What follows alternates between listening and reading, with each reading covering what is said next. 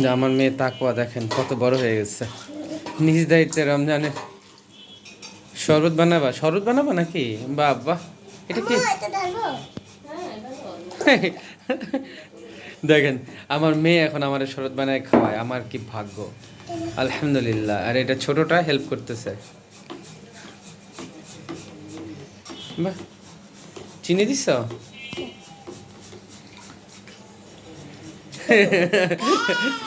রোজাদার 3-4টা হয়েছে আজকে সারাদিনে।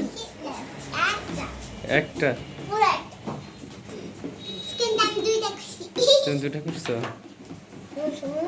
হুম, আর কি ঘাটতে, আর লাড়া দিতে হবে। দেখো, হ্যাঁ, টেস্ট করা হচ্ছে মিষ্টি আছে কি নাই। মরিয়ম খেজুর। মরিয়ম তোমার বান্ধবীর নাম? আচ্ছা, যে মরিয়ম খেজুর।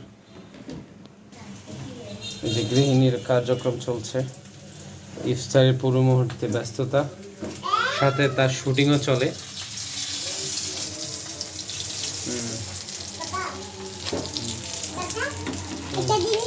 দাঁড়াও, এটা দেখছি, এটা দেখিনি।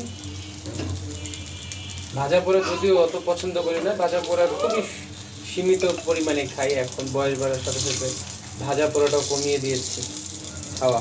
আগে প্রচুর ভাজা পোড়া খাইতাম, এখন একেবারে সীমিত।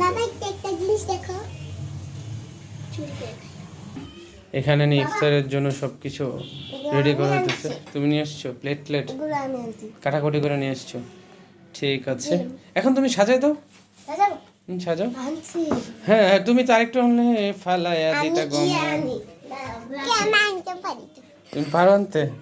হ্যাঁ, ঠিক আছে। তুমি এখন প্লেটগুলো সাজাও। আব্বা কোরআন তেলাওয়াত করতেছে, আম্মা নামাজ পড়ে নিল।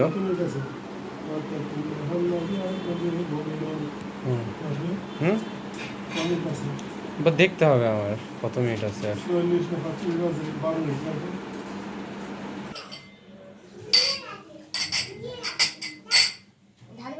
না, তুমি আম্মু ঢালবে, তুমি ঢালতে পারবে না, থাক। হুম, তুমি প্লেটগুলোতে এগুলো ফলগুলো বন্টন করো, ভাজা পোড়া আসার আগ দিয়ে। দেখো ফালায়ও না, হ্যাঁ, সুন্দর করে।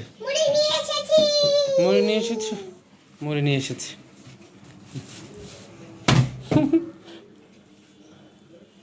এটা কি আলুর বস্তা? এটা কি পেঁয়াজের বস্তা? আচ্ছা, আলুর বস্তা, পেঁয়াজের বস্তা। ঠিক আছে, থাক, এখানে থাক আপাতত। হ্যাঁ, তোমরা এগুলো ইয়া করো, হ্যাঁ, প্ল্যাটার তৈরি করো। হুম, হ্যাঁ, এই যে ভাজা পরে নিয়ে এসো। না, সরো। এই যে গরম, এটা নিচে রেখে নি, নিচে রেখে না, হ্যাঁ। এই ইফতারের আয়োজন এখন, হ্যাঁ, সব প্লেটে দিয়ে দাও। দেখো মীরা, তুমি তো ফেলে দিবা, সাবধানে কাজ করতে হবে। রিমোটটা দাও, টিভি রিমোটটা দাও তো একটু।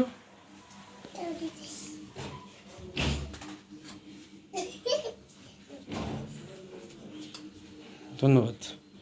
ঠিক আছে, এখন ইফতারের আয়োজন হচ্ছে। এটা হচ্ছে আমাদের পরিবারের আজকের ইফতারের আয়োজনের প্রস্তুতি। আল্লাহ হাফেজ দাও। আল্লাহ হাফেজ।